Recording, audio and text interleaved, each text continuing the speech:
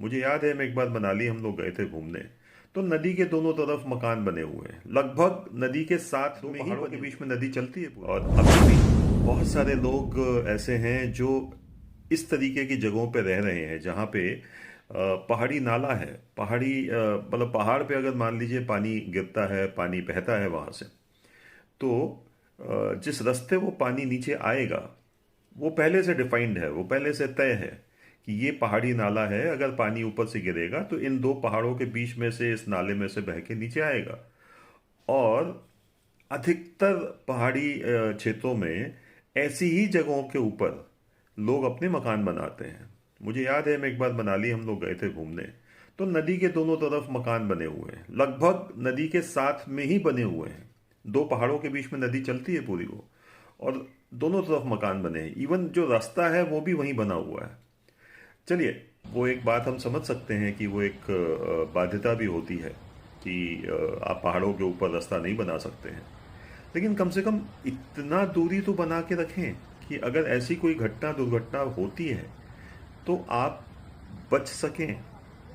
अब आप ये देखिए, ये जो चित्र में आप यहाँ देख रहे हैं, इस चित्र के अंदर आप देखिए कि ऊपर से पहाड़ पे जो भी हुआ होगा वहाँ पे, या बादल फटे या जिस भी कारण से भूस्खलन हुआ, बारिश में बहुत सामान्य घटना है कि भूस्खलन होता है, पहाड़ों में होता है।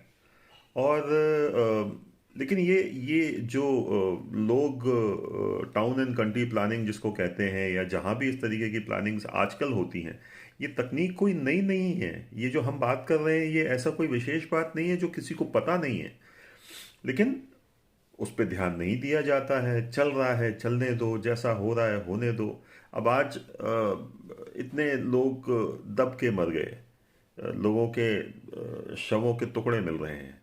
दो मंजिला इमारत, दो मंजिल मकान, ऊपर तक जो गाद आई है ऊपर से, उसमें दब गया।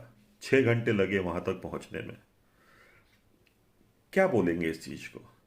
तो मेरा सिर्फ यही एक आग्रह है कि आप में से अभी भी जो लोग हमारे इस पोस्ट को, इस वीडियो को देख रहे हैं, कृपया करके अगर आप ऐसे किसी भी स्थान पर रहते हैं तो सचेत हो जाइए।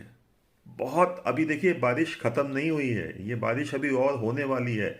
इस साल जितनी हो रही है अगले साल यानी 2025 में इससे भी ज्यादा होने वाली है। तो वो भी ठीक है कि हर किसी की अपनी नियति में लिखा हुआ है, लेकिन कम से कम हम सचेत तो कर रहे हैं। अगर हम सचेत कर रहे हैं तो क्यों नहीं लोग इस चीज को एक्सेप्ट कर लेते हैं, या कम से कम ध्यान तो रखें। कोई नई बात तो नहीं कह रहे हैं हम कि बारिश में पानी बह के आएगा इस झरने से या इस नाले से जो सूखा पड़ा है। कितनी घटनाएं हमारे सामने आ गई। लोग अभी भी तालाब में जा रहे हैं पिकनिक मनाने, लोग अभी भी जा रहे हैं झरनों में पिकनिक मनाने। तो ऐसी विचित्र स्थितियां हैं।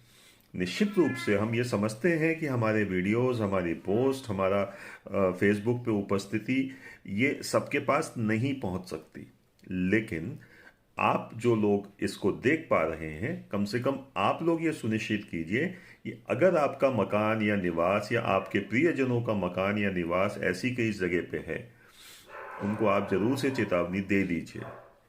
क्या होगा, ज़्यादा से ज़्यादा हम जो कह रहे हैं वो सत्य साबित नहीं होगा, यही होगा ना। ठीक है, आप हमारी वॉल पे आके लिखिएगा कि आपने जो कहा था वो सत्य साबित नहीं हुआ, बिल्कुल हम मानेंगे उस चीज़ को। दुख तब होता है जब लिखने के अप्रैल में लिखा गया था, अप्रैल, मई निकल गया, जून निकल गया, अब जुलाई में हम चल रहे हैं। जब बारिश शुरू भी नहीं हुई थी तब इन सब चीज़ों के बारे में लिखा गया था। सो इतना सा ही मेरा आपसे आग्रह है कि जो भी पोस्ट यहाँ पे हम लोग करते हैं उनको बहुत गंभीरता से लीजिए। इस पेज के ऊपर हम लोग मजाक करने के लिए बिल्कुल नहीं है। ये गंभीर विषय है। जितना हो सके लोगों को आप लोग सचेत कीजिए, अपने प्रियजनों को सचेत कीजिए, और इतना ही हमारा प्रयास है। और आशा है कि आप लोग हमारे इस प्रयास में हमारा साथ इसी प्रकार से देते रहेंगे। नमस्कार, बहुत बहुत धन्यवाद आप सभी लोगों का। भारत माता की जय। हर हर महादेव।